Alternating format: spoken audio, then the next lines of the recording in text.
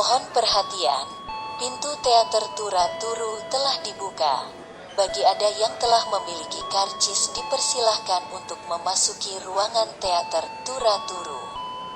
Stop micak-micak wae.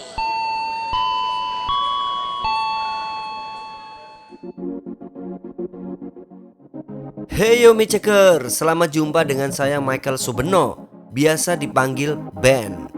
Kapten pilot Tura-Turu Air, satu-satunya pesawat udara dengan rute penerbangan dari Sunda Empire menuju Amerika Serikat, yang dilengkapi dengan gedung bioskop, pusat perawatan kulit, serta layanan vaksin terbang 24 jam terbesar di dunia.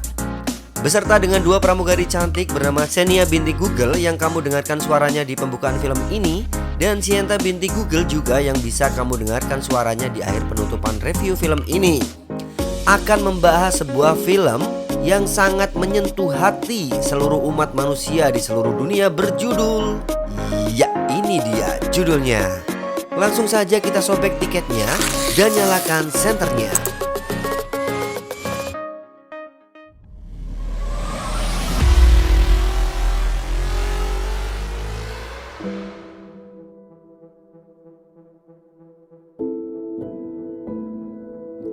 Film ini dibuat berdasarkan pengalaman nyata yang ditulis dalam buku berjudul Beautiful Boy, A Father's Journey Through His Son's Addiction, karya David Sheff, dan buku Twig Growing Up, Methamphetamines, karya Nick Sheff, menceritakan perjuangan yang memilukan dan menginspirasi tentang bertahan hidup, kambuh, dan pulih dalam keluarga yang mengatasi kecanduan narkoba selama bertahun-tahun.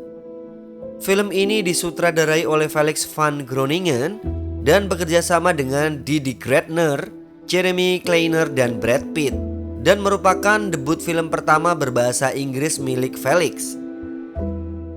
David Sheff diperankan oleh Steve Carell, seorang aktor, komedian, sekaligus sutradara yang sebelumnya telah banyak membintangi berbagai film dan acara TV, antara lain pengisi suara dalam film Despicable Me untuk tahun 2013, 15, dan 17, kemudian The Big Short 2015, dan Cafe Society di 2016. Sedangkan karakter Nick Sheff diperankan oleh aktor muda dan tampan Timothée Chalamet, yang sebelumnya pernah berperan dalam film Love the Choppers 2015, Miss Stephen 2016, Call Me By Your Name 2017, dan Lady Bird 2017.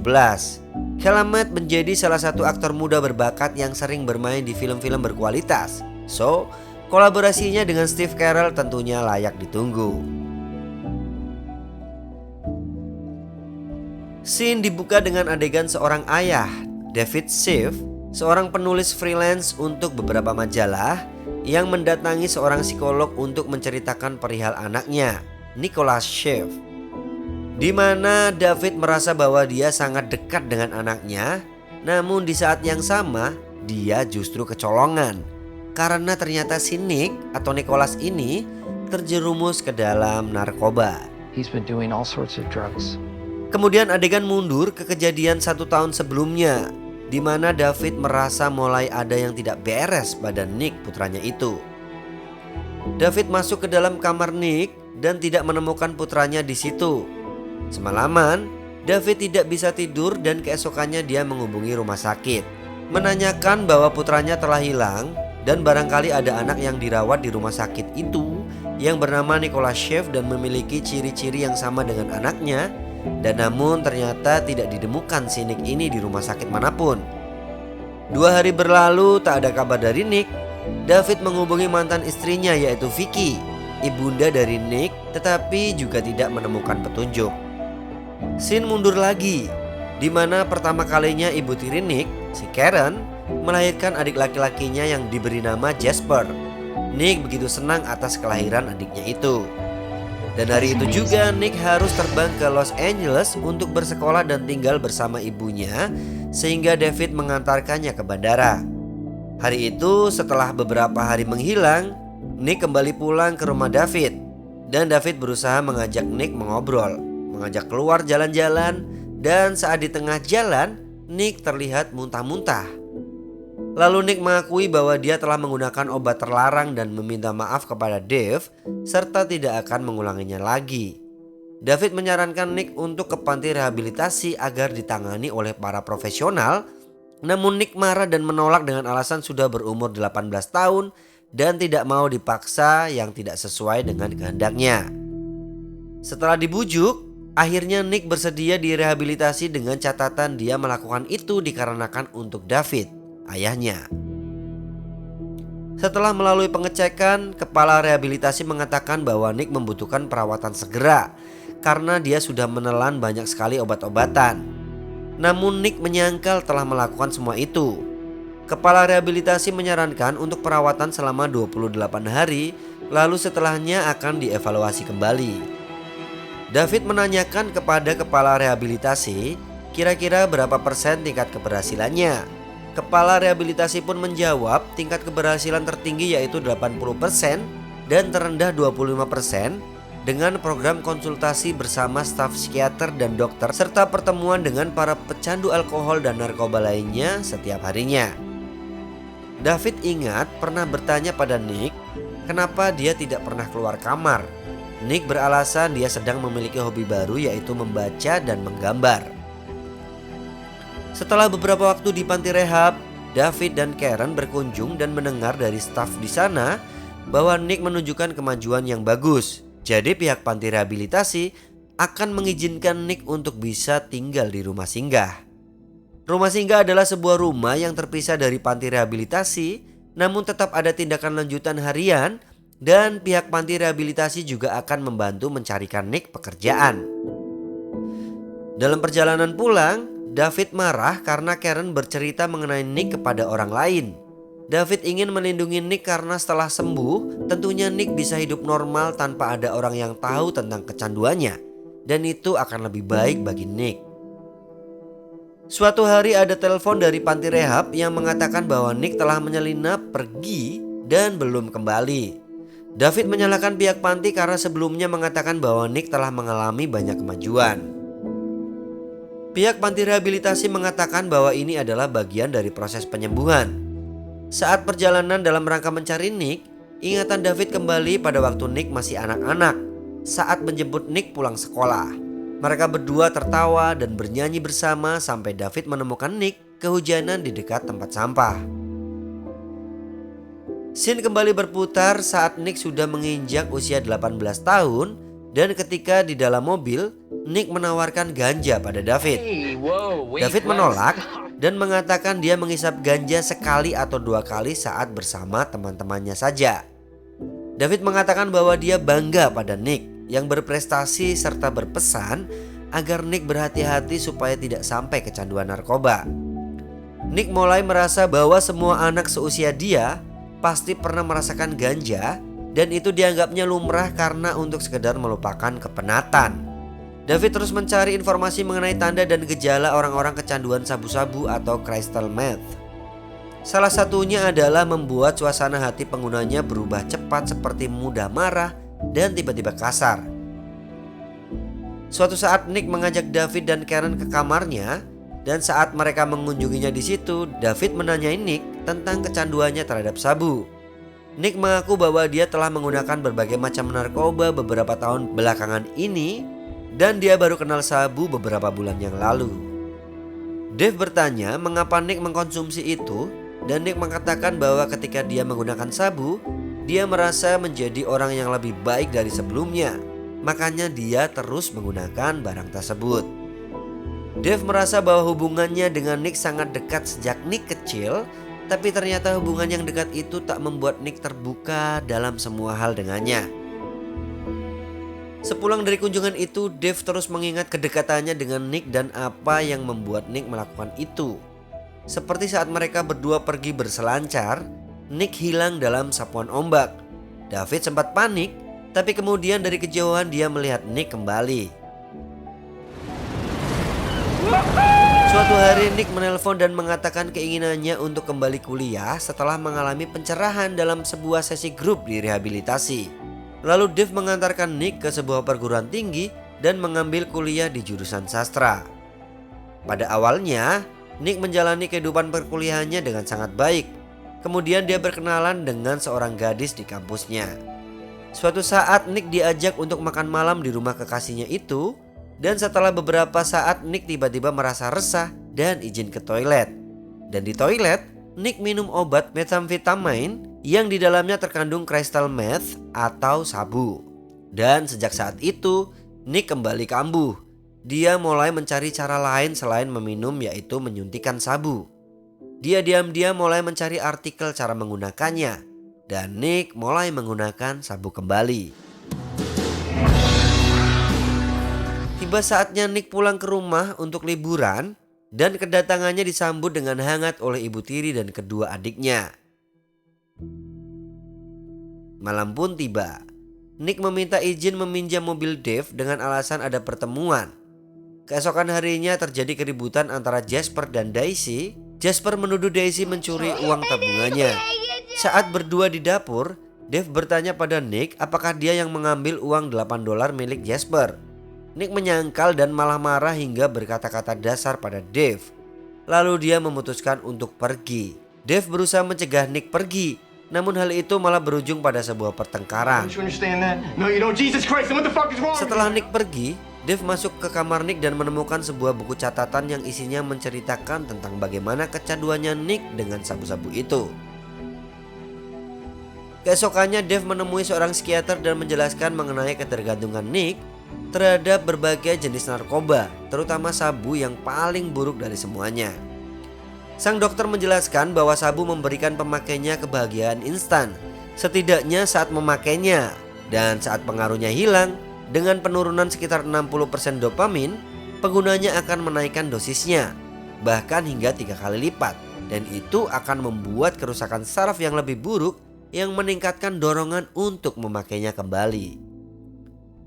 Sang dokter menunjukkan sebuah gambaran otak yang terpengaruh sabu-sabu. Gambaran otak pengguna sabu-sabu menunjukkan reseptor yang kehilangan dopamin akan menimbulkan daya hiperaktivitas pada amigdala.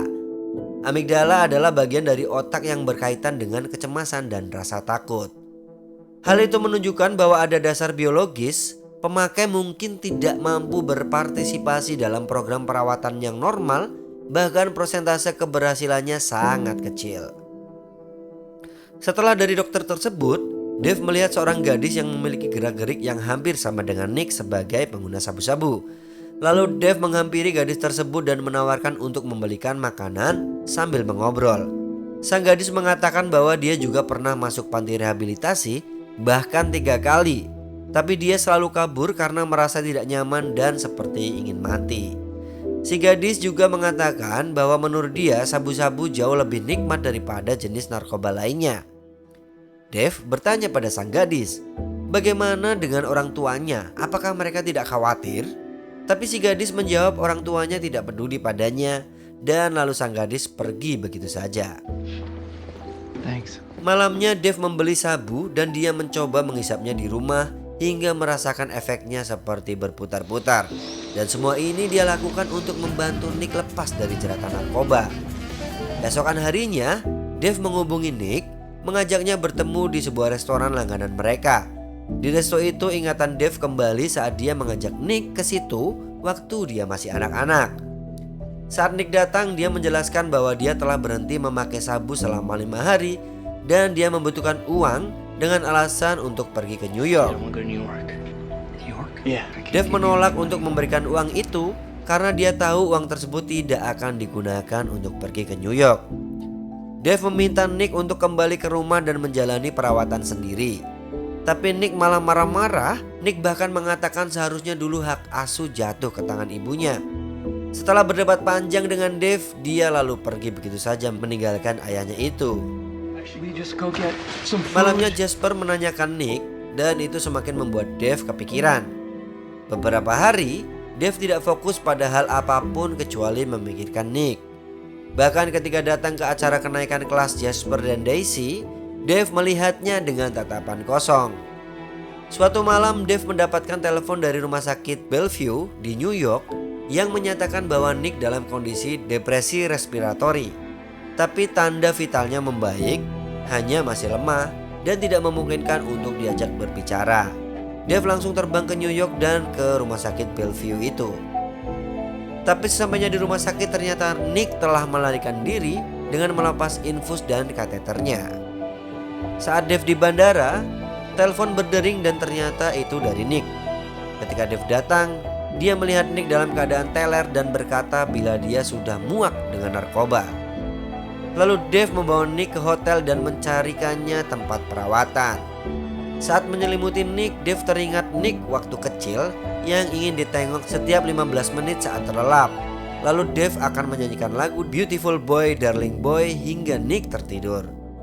Nick mendapatkan tempat perawatan di LA dan saat itu sang ibu mengunjunginya. Lalu ibunya mencarikan tempat tinggal yang nyaman untuk Nick. Setelah 14 bulan menjalani perawatan, Nick memberikan kesaksian di depan para pasien lainnya. Dia menceritakan bagaimana dia berkenalan dengan sabu-sabu. Saat mencoba sabu-sabu, dia merasa itulah yang dia cari. Dia merasa utuh dan sejak saat itu dia terus mengejar keutuhan tersebut. Tak tahu berapa banyak sabu-sabu atau apapun yang dikonsumsi, itu sepertinya tak akan pernah cukup menurutnya. Dia telah mendatangi beberapa pusat rehabilitasi, melakukan detoksifikasi, tapi tak ada yang berhasil. Hingga suatu hari, dia terbangun di rumah sakit dan seseorang bertanya padanya, "Apa masalahmu?" Saat itu dia menjawab, "Saya pecandu obat-obatan." Lalu orang itu berkata, "Bukan itu cara menangani masalahmu. Sekarang dia telah menemukan cara untuk mengisi lubang hitam besar di dalam dirinya." Saat ini Nick bekerja di panti rehabilitasi tersebut dan membantu orang lain seperti Nick untuk sembuh. Di sana dia mengenal Spencer yang merawatnya di panti rehabilitasi. Saat akhir pekan, Nick pulang ke New York. Dalam perjalanannya dia mengingat saat-saat Dave menikah dengan Karen. Sesampainya di rumah, kedatangannya disambut oleh Dave, Karen dan adik-adiknya. Dave meninjau keterangan dari tempat perawatan yang mengatakan bila penanda yang ada di otak pecandu sabu-sabu hilang, akan terdapat kekurangan terminal syaraf dan terjadi kerusakan otak. Namun pada kasus Nick, setelah diuji ditemukan level normal yang artinya sangat optimis dapat sembuh. Dan ujung saraf yang terbakar dapat tumbuh kembali dan diperlukan waktu sekitar 2 tahun. 2 years. No. Suatu malam Nick pulang terlambat dan tidak memberikan kabar pada Dave karena ponselnya mati. Dave meminta Nick melakukan tes narkoba untuk memastikan keterlambatannya itu bukan karena dia mencari narkoba. Keesokannya mereka sekeluarga pergi ke pantai. Saat Jasper hendak berselancar dengan Nick, Karen melarangnya karena ombaknya tinggi dan sangat berbahaya. Nick bilang akan mengawasi Jasper, tapi Karen tetap tidak memperbolehkannya. Akhirnya Jasper dan Nick pun memilih untuk bermain pasir dan tebak-tebakan. Saat Nick pulang, Nick merasakan bahwa dia tidak tahan ingin menggunakan sabu-sabu lagi. Lalu dia sempat menelpon Spencer tentang hal itu, dan Spencer juga terus berusaha mencegah Nick melakukan tindakan itu. Kemudian Nick bertemu dengan temannya yang bernama Lauren. Di situ, Nick kembali membeli sabu-sabu dan mengajak Lauren untuk ikut menggunakannya. Saat itu Dave berusaha menghubungi Nick, tapi tidak ada respon.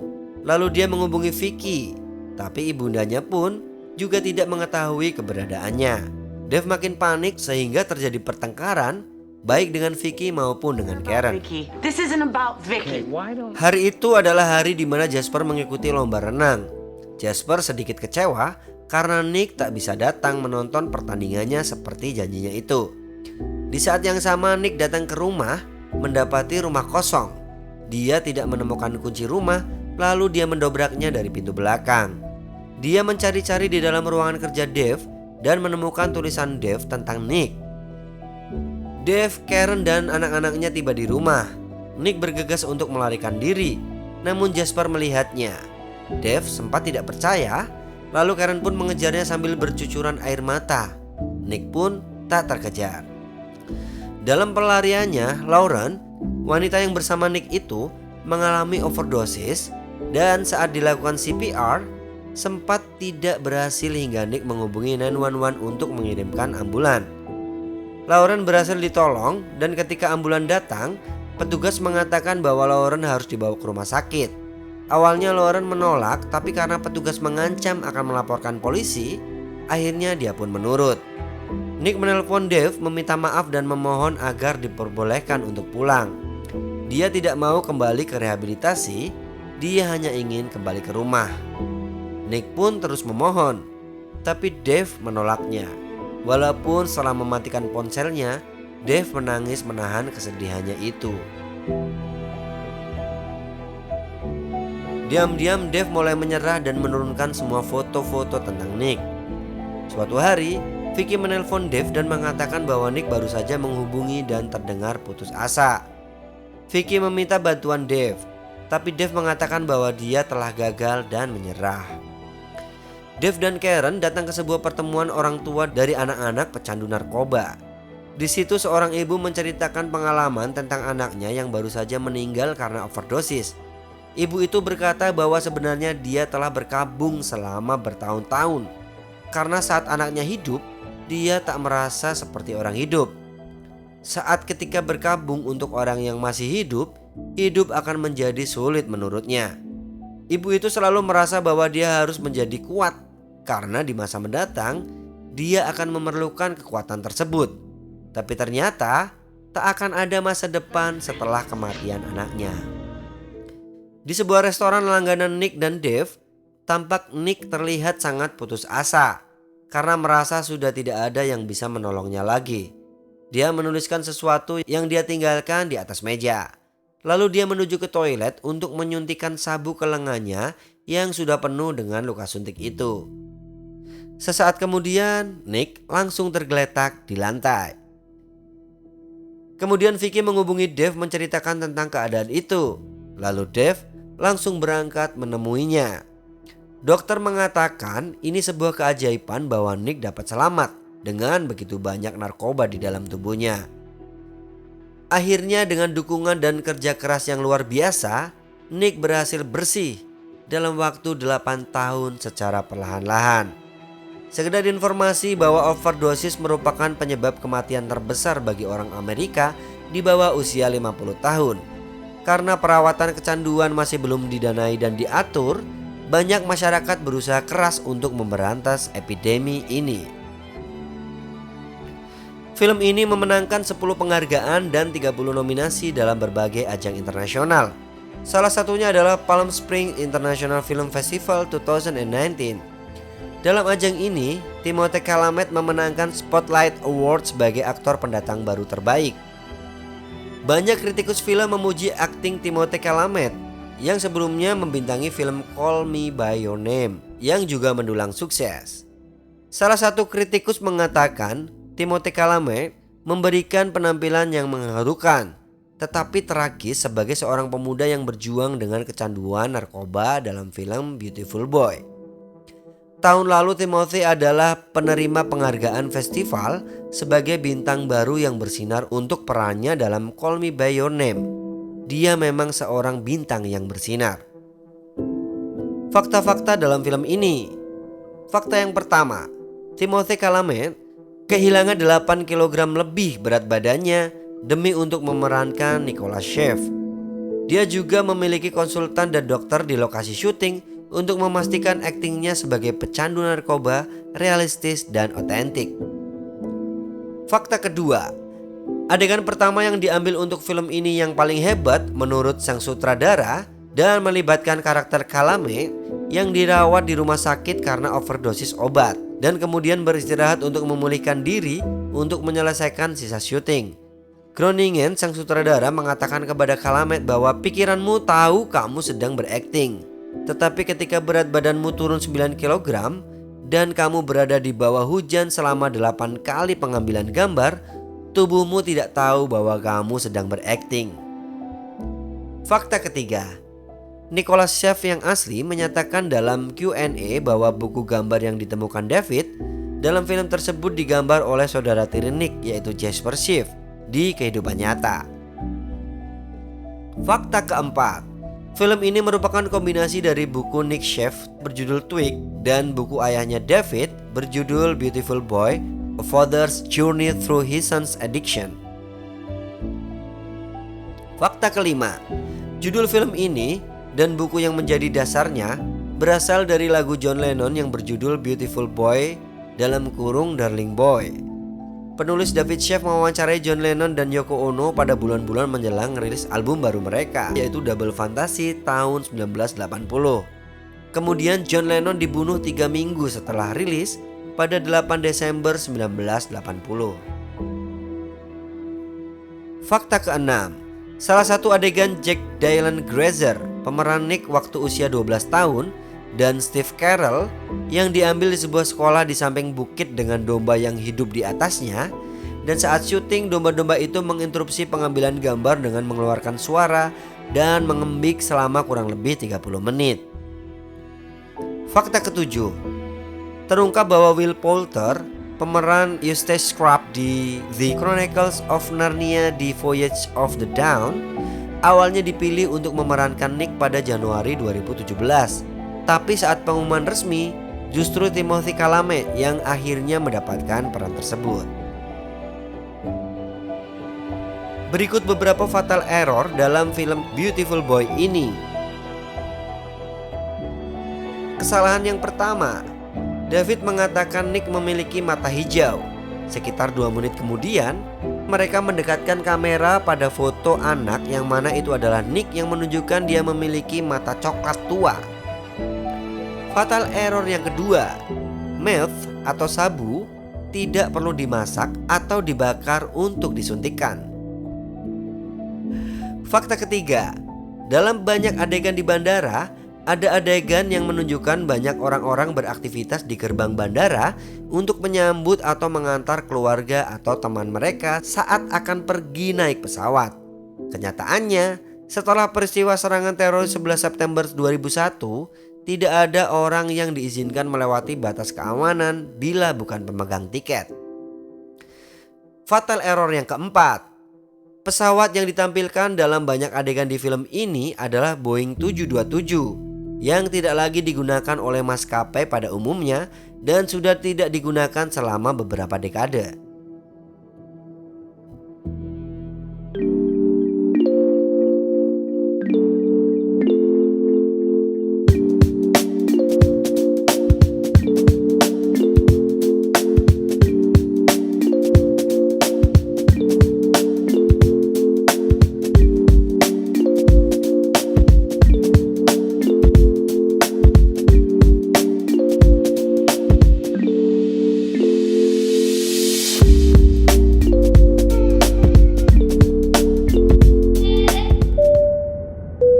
Para penonton yang terhormat, sesaat lagi kita akan mendarat di bandar udaranya masing-masing.